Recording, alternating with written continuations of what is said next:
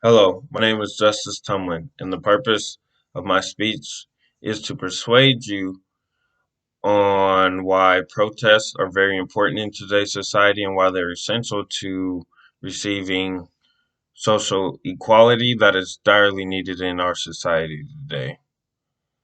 Giving knowledge, and I hope that I can give you knowledge on protests and social reforms and their meanings to persuade, and the importance of why people gather behind them to prove to the world that there are many inequalities that must be solved and must be faced head on in our society today. The fight against racism is an old and ongoing battle. It has risen in many societies throughout history.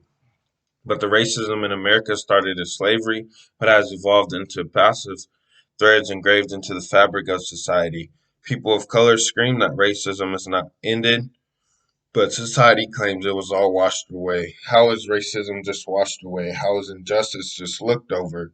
Where was the line drawn that dictated society was no longer racist? Racism has not ended and is prevalent in many ways, which has led society to push back on multiple occasions throughout time in this country to gather to fight for equality, a trait due to every living being.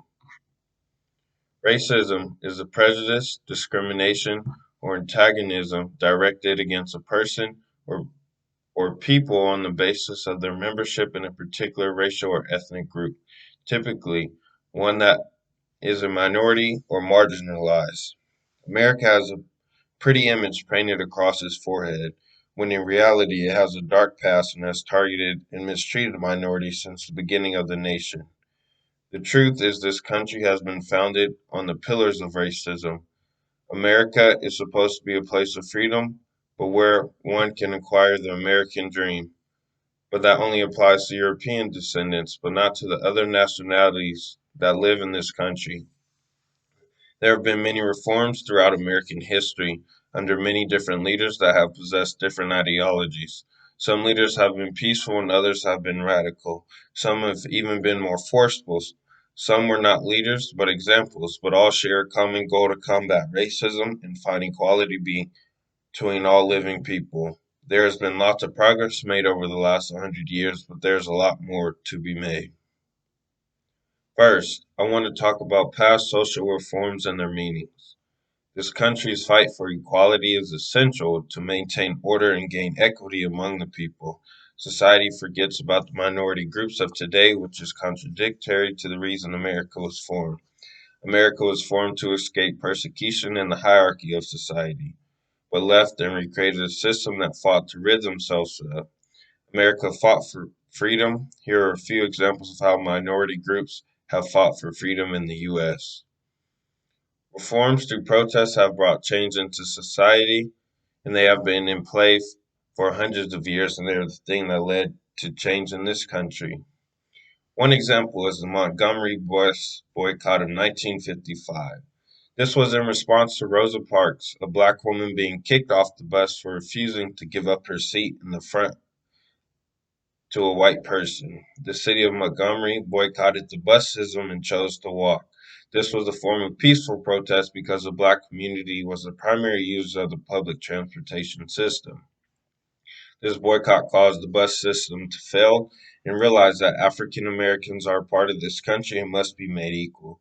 This protest made seating equal to people of all nationalities and was a huge step to equality.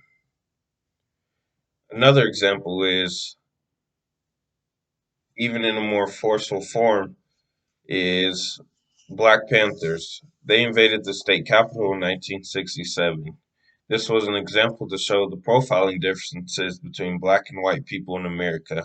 Black men with guns were seen as threats in an open law state, causing no trouble. These men were arrested twice and proven to have not broken the law.